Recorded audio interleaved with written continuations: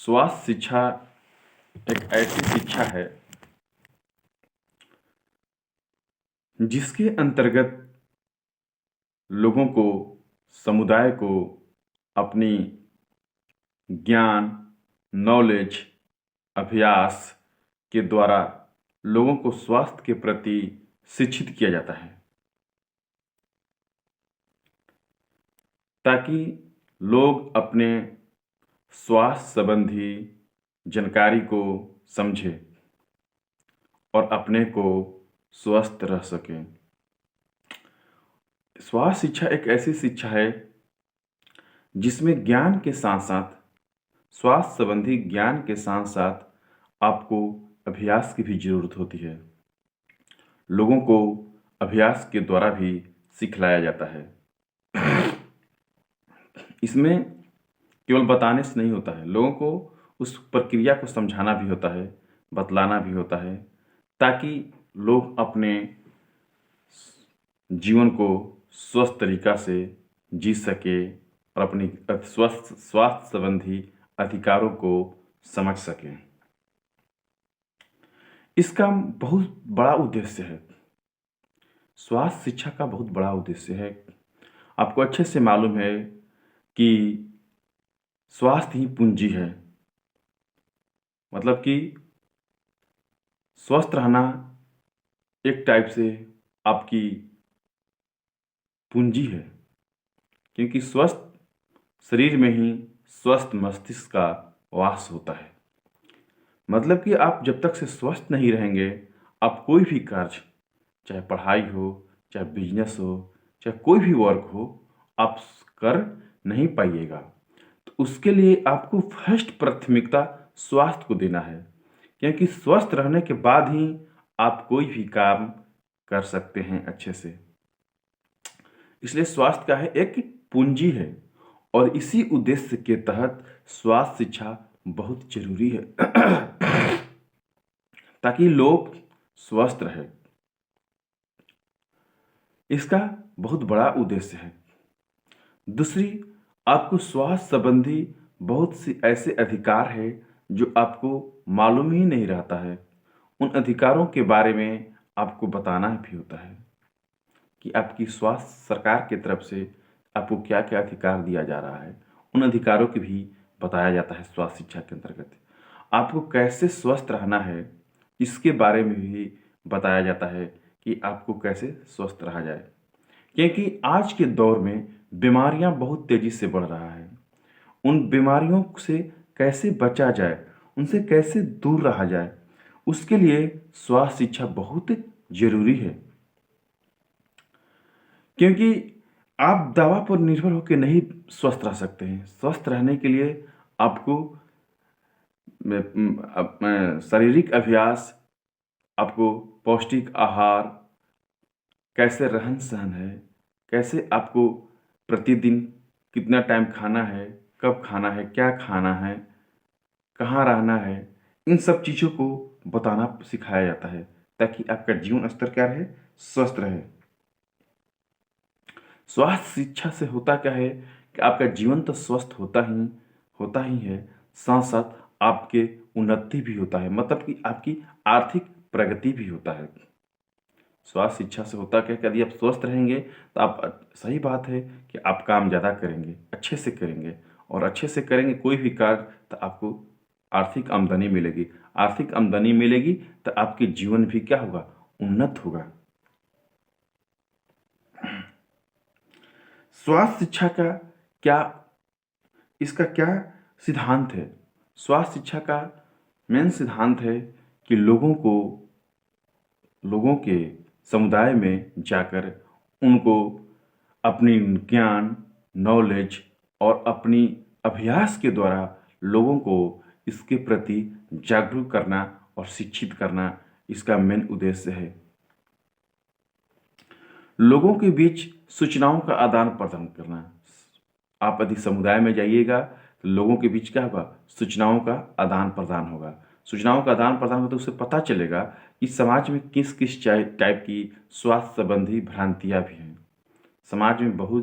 हमारे समाज में बहुत से प्रकार के ऐसे रीति रिवाज है जिसके चलते लोगों को स्वास्थ्य पर प्रतिकूल प्रभाव पड़ता है, तो उसके बारे में भी लोगों को बताना है कि इस चीज़ करना है, नहीं करना है। क्योंकि उससे क्या होगा, क्योंकि बहुत से लोगों को सामाजिक भ्रांतियाँ के चलते उनको जानकारी ही नहीं रहता है कि हमारे लिए क्या सही है और हमारे लिए क्या गलत है। स्वास्थ्य शिक्षा में को किस किस टाइप का शिक्षा दिया जाता है? स्वास्थ्य शिक्षा में आपको पोषण संबंधी, स्वास्थ्य शिक्षा में आपको पोषण संबंधी शिक्षा दिया जाता है। स्वास्थ्य शिक्षा में आपको पोषण संबंधी शिक्षा दिया जाता है। पोषण संबंधित मतलब कि हमारे शरीर की सबसे मूल आवश्यकता है पौष्टिक आहार। यदि हमको पौष्टिक आहार नहीं मिलेगा तो हम स्वस्थ नहीं रह सकते हैं। बहुत से लोगों को पौष्टिक आहार के बारे में जानकारी ही नहीं है। जानकारी भी है तो उनको उसकी अभ्यास ही नहीं है। गलत आदत है उनको। उनको कैसे छुड़ाया जाए, उनको कैसे बताया जाए कि ये चीज़ गलत है और ये चीज़ सही है, ये चीज़ आपके लिए नुकसानदेह है। जैसे आज के दौर में फास्ट फूड का चलन बहुत ज़्यादा बढ़ गया है।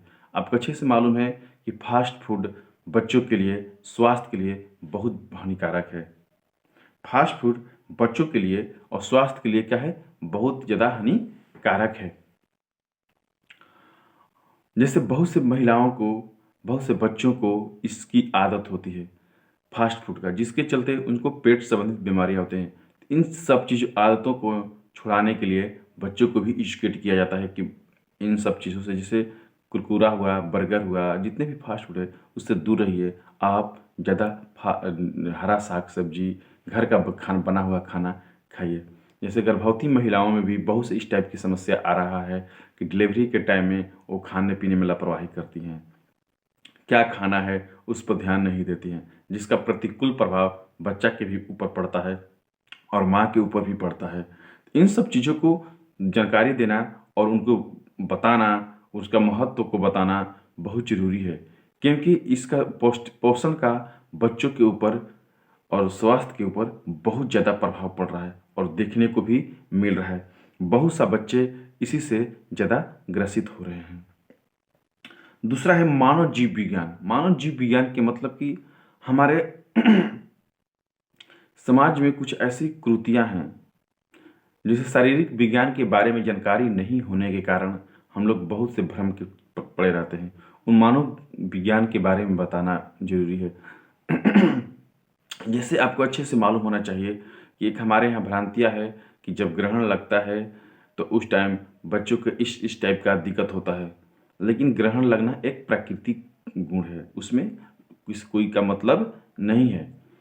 लेकिन इन सब भ्रांतियों के चलते लोगों में एक अंधविश्वास फैला है। उन अंधविश्वास के बारे में लोगों को जानकारी देना कि बच्चा को स्वस्थ रखने के लिए बच्चे की गर्भ में अच्छे से देखभाल बहुत ज़्यादा जरूरी होता है। स्वास्थ्य सेवाओं का उपयोग, स्वास्थ्य सेवाओं का उपयोग के मतलब कि सरकार के द्वारा समाज के में हम लोगों को कौन कौन सी स्वास्थ्य संबंधी सेवाएं प्रदान किया जाता है। सरकार की तरफ से बहुत से ऐसी योजनाएं चलाया जाता है जो लोगों को स्वास्थ्य संबंधी लाभ मिले। उन लाभ के बारे में बताना, उन योजनाओं के बारे में लोगों को बताना भी एक अच्छी स्वास्थ्य शिक्षा है, ताकि लोग ज़्यादा से ज़्यादा लोग अपने उस योजनाओं का लाभ उठा सके और उसका फायदा उठा सके। मानसिक स्वास्थ्य, मानसिक स्वास्थ्य बहुत जरूरी है क्योंकि स्वास्थ्य दो टाइप का होता है। एक फिजिकल स्वास्थ्य होता है और एक मेंटल स्वास्थ्य होता है। कभी कभी किसी के साथ फिजिकल स्वास्थ्य सही होता है तो मेंटल स्वास्थ्य गड़बड़ होता है। लेकिन आदमी को स्वस्थ व्यक्ति तभी माना जा सकता है जिसका फिजिकल भी सही हो और मेंटल भी सही हो। जब दोनों सही रहेगा तो ऐसे व्यक्ति को सबसे स्वस्थ व्यक्ति माना जाएगा। तो उसके लिए आपको मेंटल, फिजिकल के साथ साथ मेंटल भी स्वस्थ रहना बहुत जरूरी है। और आपको अच्छे से मालूम है कि मेंटल स्वस्थ रहने के लिए आपको योगासन, प्राणायाम, इन सब चीज़ों को करना बहुत ज़रूरी है। दूसरी चीज़, माइंड को रिलैक्स देना बहुत ज़रूरी है ताकि आपका जो दिमागी संतुलन है वो हमेशा बना रहे।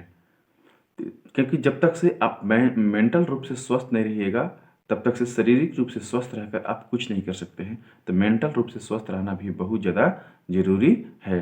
स्वच्छता, बीमारी में आज के दौर में बहुत बड़ी स्वच्छता का भी योगदान हो गया है, क्योंकि आप जहाँ रहते हैं, जिस एरिया में रहते हैं, जिस घर में रहते हैं, वहाँ की अगल-बगल साफ-सुथरा सफाई बहुत ज़रूरी है, क्योंकि बहुत सी ऐसी बीमारियाँ जितने भी महामारियाँ फैल रही है, उस महामारियों में सफाई का बहुत ज़्यादा योगदान है। इसलिए अपने अगल-बगल लोगों को सफाई के प्रति जागरूक करना बहुत ज़रूरी है कि ताकि लोग जहाँ भी रहें वहाँ गंदगी न फैलाएं, क्योंकि गंदगी से बहुत टाइप की हैजा, कलरा इस टाइप की बीमारियाँ बहुत ज़्यादा तेज़ी से फैलता है। आपको मलेरिया, तो इन चीज़ को बारे में लोगों को बताना बहुत ज़्यादा ज़रूरत है। हाइजीनिक स्वास्थ्य, पर्सनल हाइजीनिक स्वास्थ्य मतलब कि लोगों को अपने पर्सनल स्वच्छता के बारे में बताना बहुत ज़रूरी है कि हम लोग को प्रतिदिन ब्रश करना है, स्नान करना है, नेल काटना है, अपने शरीर को साफ साफ सुथरा रखना है, साफ सुथरा कपड़ा पहनना है। ये भी बहुत ज़्यादा ज़रूरी है, क्योंकि इसके चलते भी बहुत से टाइप की बीमारियां फैलता है। इन सब चीज़ों को लोगों को जागरूक करके ही आप लोगों को स्वस्थ रख सकते हैं, क्योंकि लोग दवा पर निर्भर होकर अपने को स्वस्थ नहीं रह सकते हैं। यदि लोगों को स्वस्थ रहना है तो उनको इन सब चीज़ों को स्वास्थ्य शिक्षा का होना बहुत ज़रूरी है। स्वास्थ्य शिक्षा लोगों में एक जागरूकता पैदा करता है, लोगों में एक चेतना पैदा करता है कि हमको कैसे रहना है, हमको कैसे स्वस्थ रहना है, इसके बारे में लोगों को जानकारी प्रदान करता है और उस जानकारी के आधार पर हम स्वस्थ रह सकते हैं। Thank you.